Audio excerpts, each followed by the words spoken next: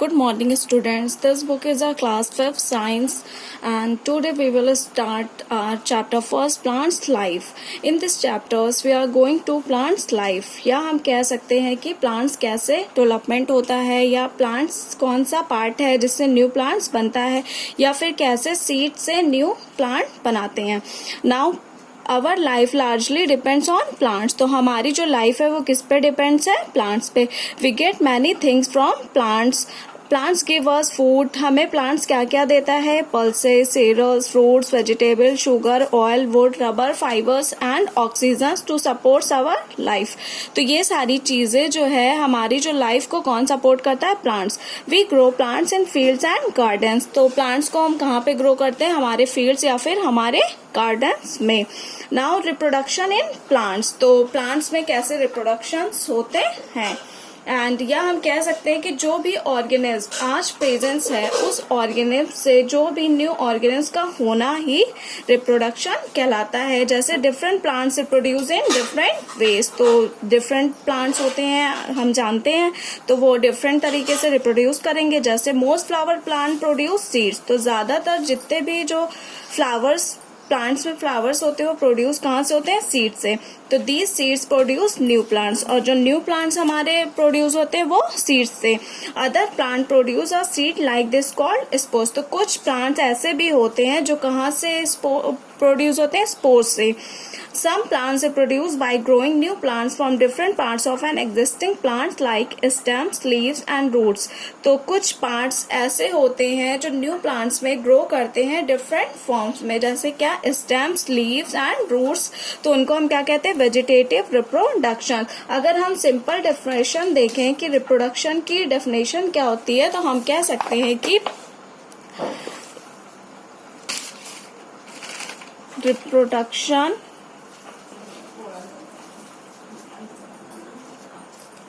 is the process of producing new organism from existing organism.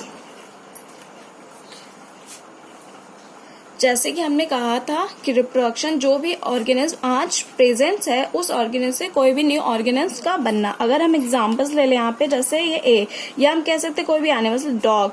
तो dog का जो new baby generate हुआ, new baby, तो वो क्या हुआ? हमारा न्यू ऑर्गेनिज्म.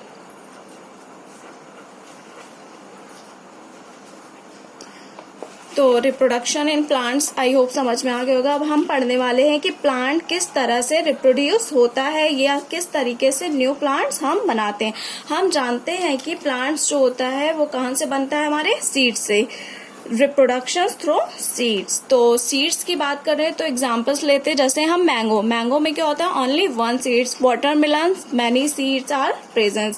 तो नाउ सीड्स जो प्लांट्स बहुत सारे सीड्स जनरेट करता है, लेकिन सभी सीड न्यू प्लांट्स में जनरेट नहीं होते हैं, क्योंकि कुछ सीड ऐसे होते हैं जिन्हें हम सुटेबल कंडीशंस नहीं मिल पाती है. जैसे we have learn that a seed grow into a plants when the seed gets right kind of air, water, soil and sunlight. जैसे कि हम यहाँ पे जान रहे कि प्लांट्स को ग्रो करने के लिए क्या क्या चाहिए होता है हमें? एयर्स भी, वाटर भी, सॉइल भी एंड सनलाइट्स भी. तो मोस्ट प्लांट्स हैव फ्लावर्स. तो ज्यादातर प्लांट्स क्या है उसमें इम्पोर्टेंट? फ्लावर. तो फ्लावर्स किस में चेंज होता है? फ्रूट्स में. और फ्रूट से ही हमें क्या मिलती है? सीड. जैसे कि हमने एग्जाम्पल्स बताया था कि मैंगो में वन सीड्स प्रेजेंट होते हैं एंड वाटरमेलन मैनी सीड. तो when the fruit dries up the seed inside can be used to grow new plants. तो उस सीड से फिर हमें क्या मिलता है? New plants. तो सुटेबल कंडीशंस मीन्स होता है यहाँ पे जैसे वाटर,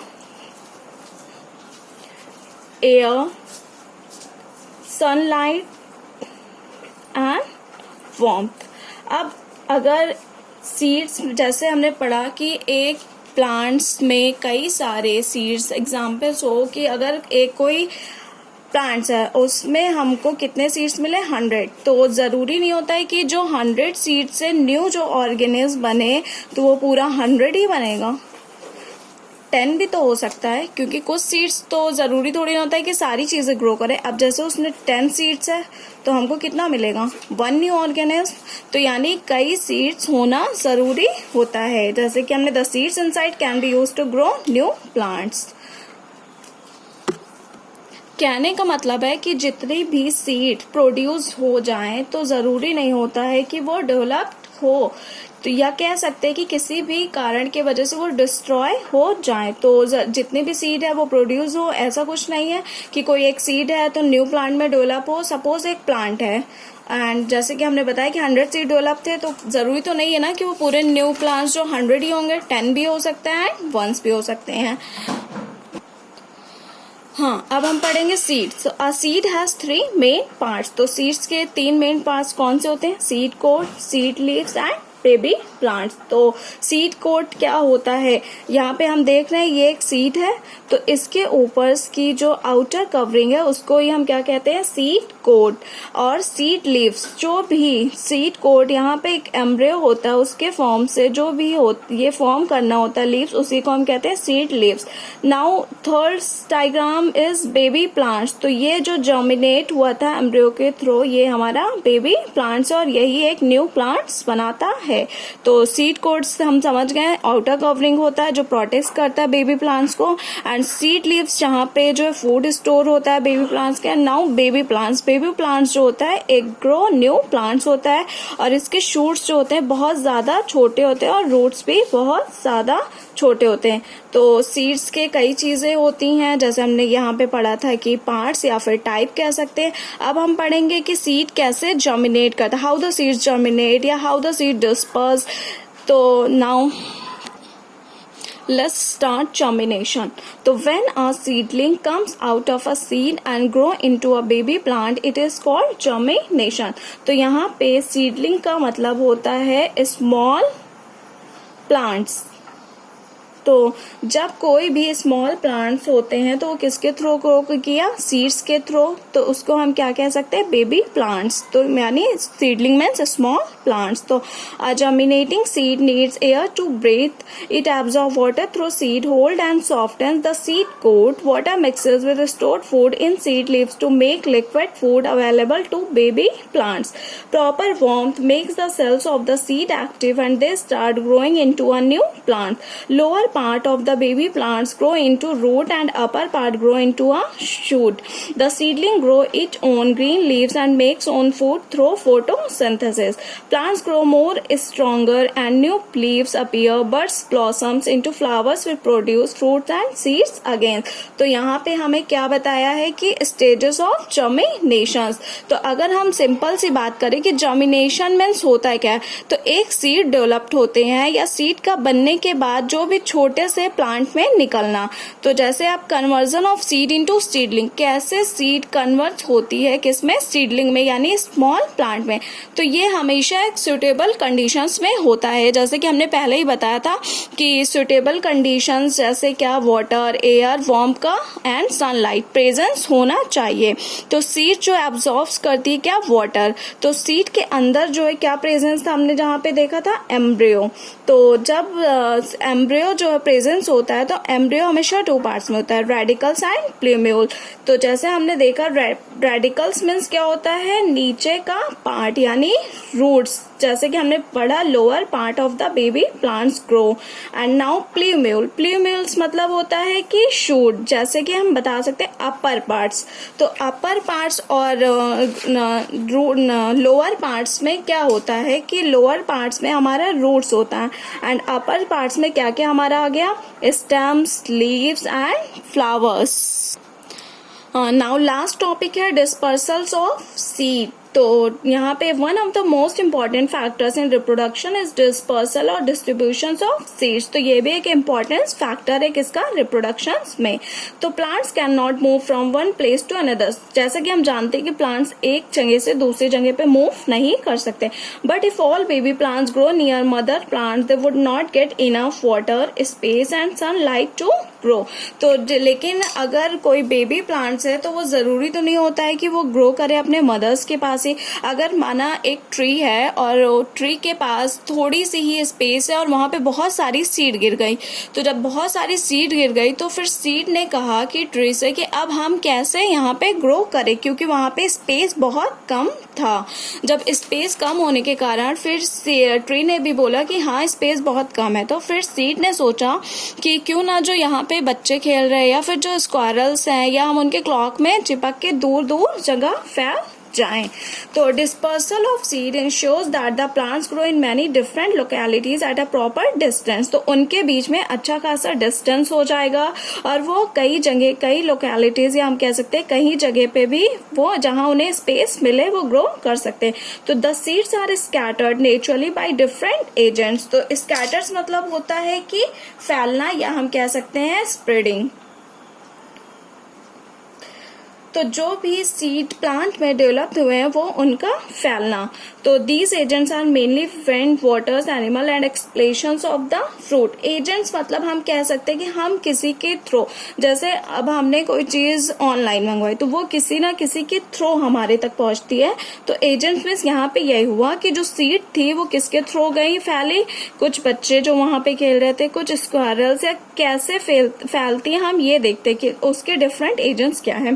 तो कौन कौन से थे, विंड है, वाटर है, animals and explosions of the fruit. तो the special structures of certain seeds and fruits help to carry them to new place. तो हम स्पेशल स्ट्रक्चर्स देखते हैं कि कैसे सीड्स या फ्रूट्स हेल्प करते हैं उनको न्यू प्लेसेस में पहुंचाने में। तो wind dispersal. Some plants have very tiny and light seeds. These seeds are easily carried by the wind to drop down at other places and germinate. Seeds of cotton, hiptage, dandelion and mothers have fine hair of wings that help wind to lift them up and carry away.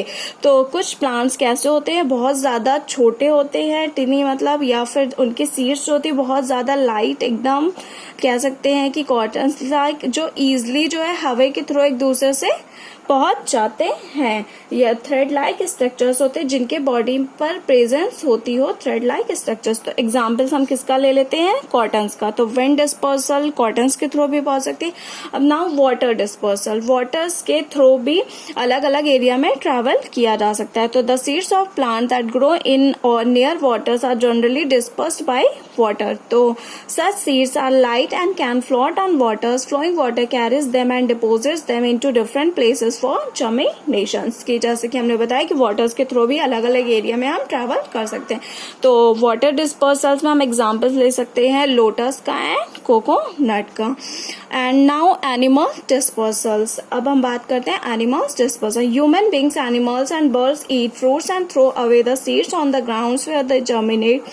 Some seeds with hook and spike stick to the hairy skins of animals and are carried away in fruits like tomato, guava, berries, etc.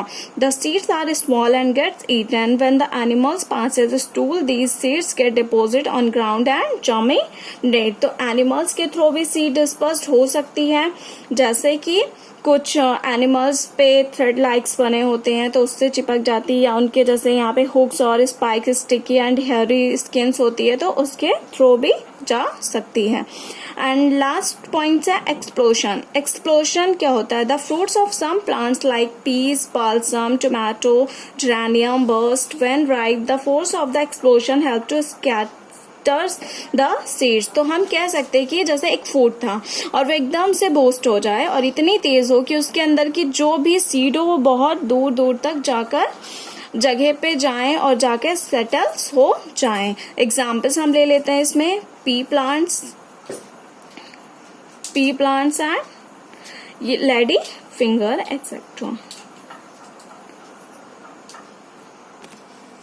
Next point है reproduction through spores. तो non flowering plants like ferns और mosses do not reproduce by seeds. They make spores. Each spores can grow into a new plant. Spores look like brown dots on the under side of leaves. When the spores container burst these scatters and germinate. तो जो भी हमारे non flowering plants है जैसे ferns examples ले ले, mosses, तो ये रिप्रोड्यूस किसके द्वारा, सीड के थ्रू नहीं होते हैं, बल्कि ये किससे बनता है, एक स्पोर से. और स्पोर्स जो होता है वो ग्रो करता है किसमें, एक न्यू प्लांट्स में। स्पोर्स कैसा है, ये जो ब्राउन ब्राउन डॉट्स दिख रहे हैं ये स्पोर्स है। स्पोर्स हम कह सकते हैं एक तरह का प्लांट है जो न्यू प्लांट को जर्मिनेट करता है। And now reproductions bye vegetative parts, तो वेजिटेटिव पार्ट्स जो होते हैं प्लांट के किसी भी पार्ट को वेजिटेटिव, जैसे रूट्स, स्टेम्स, लीव्स, तो ये सारी चीजें क्या है, वेजिटेटिव पार्ट। तो वेजिटेटिव पार्ट्स जैसे रूट्स है, the roots of some plants if allowed to germinate produce new plants. Sweet potato, radish, carrot etcetera are some examples. तो हम कह सकते हैं कि रूट्स एग्जाम्पल्स जैसे रेडिश एंड कैरेट, तो these are the plants development from root. तो ये प्लांट्स कैसे ग्रो करता है, development from root. And now stems, some plants like potato, ginger, onion are actually shoots that grow underground. If these are allowed to germinate, they grow into new plants. Observe green shoots growing out of onions kept for some times in kitchen. जैसे rose, sugar cane and hibiscus are grow from stems cutting. A length stem is planted into soil which grow into a new plants. तो stems के examples जैसे हमने देखा कि potato, jingers होते हैं, तो ये development होते हैं new plant from स्टेम्स से।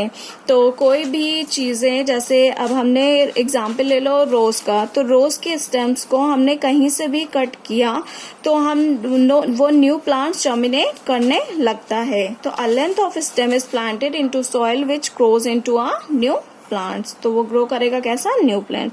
And leaves some leaves grow new plants from their edge. The new plants have their own leaves and roots. Plants like bryophyllums and begonia bear small seedlings on leaf. These can be removed from the leaf and placed in soil to get new plants. तो कुछ plants ऐसे होते हैं जो किससे grow करते हैं, as के थोड़ा एग्जाम्पल्स हम किसका ले ले, ब्रायोफाइलम का। जैसे यहाँ पे हम देख रहे हैं, यहाँ पे एक बर्ड्स है, तो बर्ड्स से जो न्यू प्लांट्स हमारा डेवलपमेंट होगा वो ये लीव्स के थ्रू।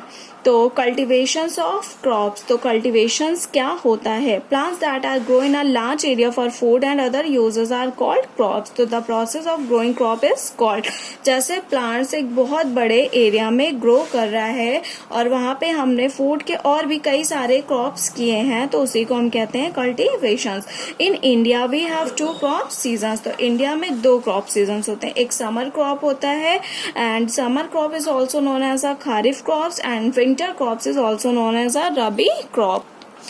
हम एग्जाम्पल्स देख लेते हैं खरीफ क्रॉप्स के, जैसे rice, jowar, bajra, jute, peanut, maize, pulses are kharif crops. And some fruits and vegetables like onion, pumpkin, tomato, gourd, mango, lychee, melon, plum are also is examples of kharif crops. And wheat, barley, gram, peas, mustards are examples of rabi crops. तो ये सारे examples देख सकते हैं। अगर हम seeds की बात करते हैं तो यहाँ पे देख लो, इसमें 1 seeds, many seeds होते हैं, 1 seeds, many seeds ऐसे। तो some fruits and vegetables like apple, banana, orange, spinach, radish, peas, cauliflower और also grown, तो वो भी यहाँ पे grow करते हैं। For a good crop, we must know which seed will grow when and where. Every plant needs different kind of soil and amount of water to grow. तो अगर हम एक अच्छा क्रॉप के लिए हमें सबसे पहले कहाँ पे, जहाँ पे वो ग्रो कर रही सीड वो देखना पड़ेगा, वो जगह कैसी है। तो कई सारे प्लांट्स होते हैं और उसके वाटर सबका अलग अलग अमाउंट्स में लेते हैं। तो to get a good crop, तो loosen up soil up by plugging, so best seeds, use manures and fertilizers to make soil rich in minerals, properly irrigate, spray insecticide and pesticide to save crop from mice, birds, insects, etc. तो spray fungicides to save from disease, तो all weeds to be removed so that plant gets all the nutrition. Field should be fenced on the stray animals do not damage crops. तो अगर एक अच्छा crop हमको चाहिए तो हमको उसकी केयरिंग करनी चाहिए। कैसे, प्लगिंग के द्वारा, वाटर्स हमको टाइम से डालना चाहिए और माइस, बर्ड्स, इंसेक्ट से बचने के लिए हमको इंसेक्टिसाइड्स, पेस्टिसाइड्स का यूज करना पड़ता है, डिजीज से फंजाइसाइड्स, इन सारी चीजों को स्प्रे करना पड़ता है बचाने के लिए। तो बहुत सारी चीजें देखने। And this chapter is finish.